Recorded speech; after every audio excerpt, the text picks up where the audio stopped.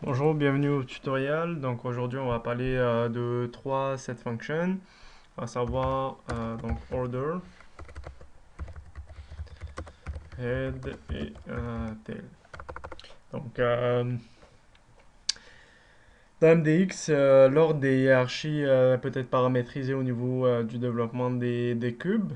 Donc si le développeur a spécifié un ordre, on peut outrepasser cet ordre-là avec la fonction order, tout simplement. Donc là, si on va aller chercher un set, un extract, pardon.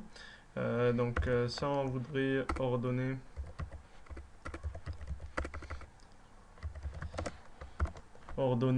donc un set. Ça prend en premier un set. Donc là, on va chercher tous les membres d'un level. Ça prend comme je dis, un set.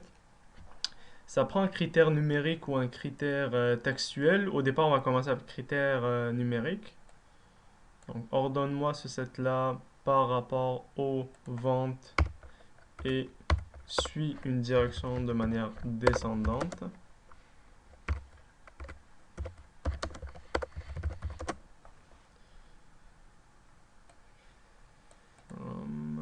Je vais aussi faire quelque chose comme ça pour comparer la version initiale.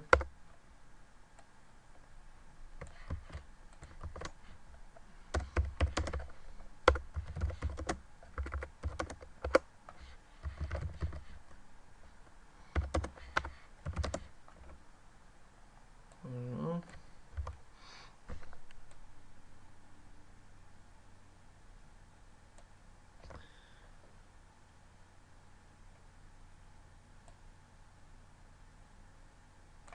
Ok.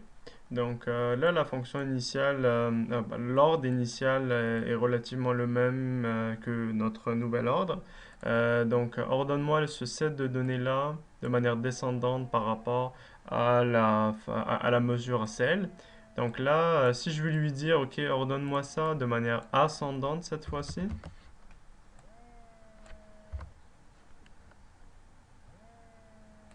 là, on va voir que l'ordre est carrément inverse. Si on va lui dire ordonne-moi ce set-là, mais n'utilise pas les ventes, mais disons une autre mesure, on peut le faire aussi. Donc ordonne-moi les subcatégories, au lieu que ce soit des dollars, liste-moi ça, ordonne-moi ça par quantité.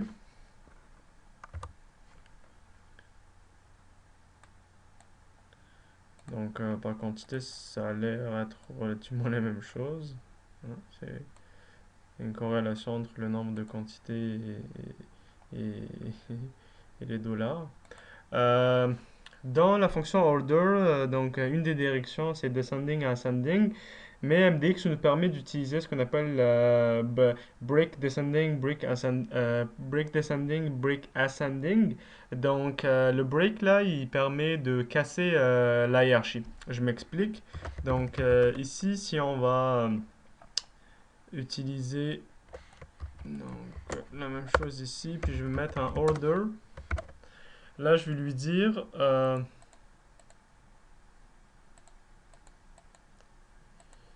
je vais lui dire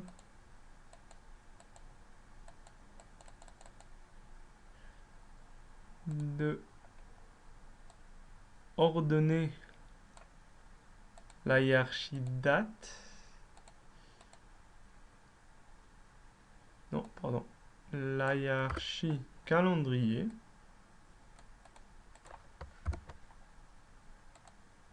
Okay. Ou est-ce qu'il y a une hiérarchie année, trimestre, mois, jour par les ventes de manière descendante. Là, le résultat n'est pas forcément ce qu'on attendrait, pardon. Bon, là, déjà, c'est le calendrier.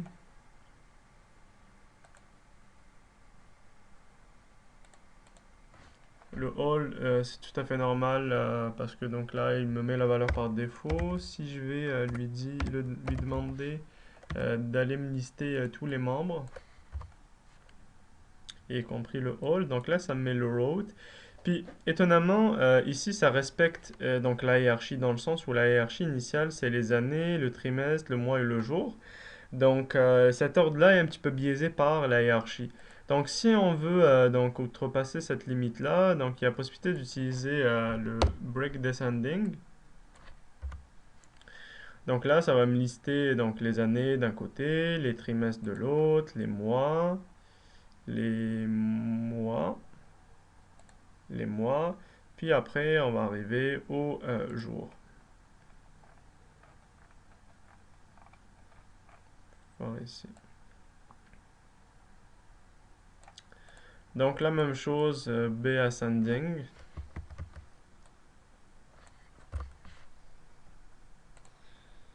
Donc là, ça commence par les jours et ça se finit par les années, tout à fait normal. Maintenant, on va parler de head et tail. Donc, c'est vraiment, pour les adeptes d'SQL, c'est vraiment d'aller chercher un top 2 étoiles. Donc, c'est relativement la même chose. Là, le tail prend donc un set. J'ai besoin d'un set. Aller chercher tous les membres de la subcatégorie. Et je vais dire, bah, va me chercher donc les deux premiers que tu trouves.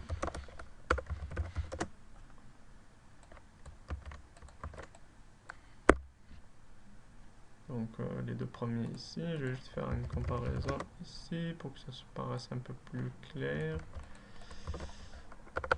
Enlever tel, ça, et ça, ça.